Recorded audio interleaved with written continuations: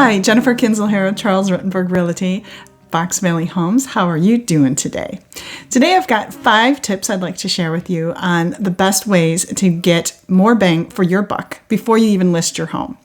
So, number 1, we're going to take a walk through your home as a visitor would and check out every room from someone who's never seen it before. This is one of the reasons why it's so key to have a listing agent come to your house to give you sort of a third-party view. So you're going to want to look around, see if anything jumps out as dark, cluttered, dirty. You know, if there's an old ripped screen that you've never fixed that's flapping in the wind, those things are going to come up. So take a look, take a piece of paper and a notebook, or write down a list of things that you just kind of catch with your eye. You know, if there's light bulbs are out or flickering, or a loose switch, or a creaky stair, something like that, make a note. Number 2, paint. This is not really a big secret. Everybody kind of loves fresh paint in the house. It does wonders for old houses. It looks stunning in new houses. You don't even have to be that trendy. You know, cream color, white color, neutral color, those are all aces. They're all going to, you know, be a nice light neutral color.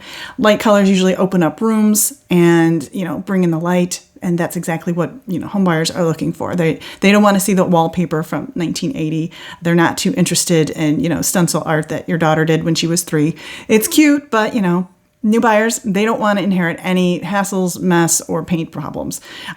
Even if the color is maybe not your favorite, if you repaint a neutral, white, cream, beige, whatever, definitely will get a lot more looks and a lot more views on internet. So we want to make sure it's very user-friendly for all buyers. Number 3. So it's also no secret that kitchens and baths are sore spots for many buyers. Walking into old, dated kitchen with, you know, missing doors, no handles, something that's just not functional, that is just going to require a gut job, and it's just, you know, falling apart, and you can't even, you know, open a drawer, it just falls right off. You know, those are all going to be pain points that a buyer is going to want to avoid. They're just not going to want to deal with the hassle of, oh, great, the first thing we have to do when we move in is fix something. That's just not going to be top in their priority list. So same thing with the bathroom. If you walk through and there's, you know, no light bulb, or the mirror's cracked, or the floor tiles are, you know, sinking, and the grout is not, you know, sealed anymore, you need to get in there and do some elbow grease on that and fix it up, and see if you can reseal the grout, fix the tile if possible.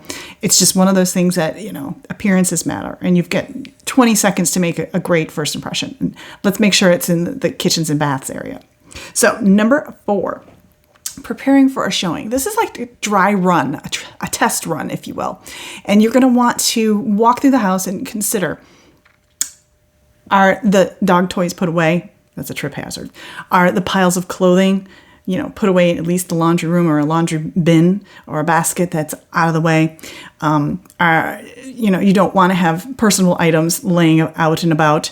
Decluttering, you know, is it going to be a messy bed that looks like someone's still sleeping in it? Again, you know, you don't have time to completely clean your house every time you do showing, but the basics, you know, make sure lights are on, beds are made, the hallways are clear, there's no trip hazards, that sort of thing will go a long way to making sure that your showing goes smoothly. Plus, it will also enhance if there's any issues that you're not really paying attention to. Oh, this could be a problem later on. So number 5, you're going to want to have space in your space. Now, what does that mean? That means having storage space. A lot of people have stuff on their kitchen counters. You know, they have the coffee pot, and then they've got a water jug, and then they've got, you know, canisters or a fruit bowl, or, you know, whatever's on the counter. Clean it off and just put one thing on the counter. Same thing with the bathroom. Nail polish bottles. Some ladies have all their makeup out on the counter, deodorants, shampoo bottles, you know.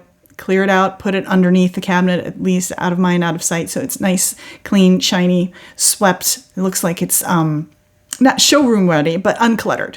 So same thing goes with the shelves, like in your linen closet or in your regular bedroom closets or any sort of pantry.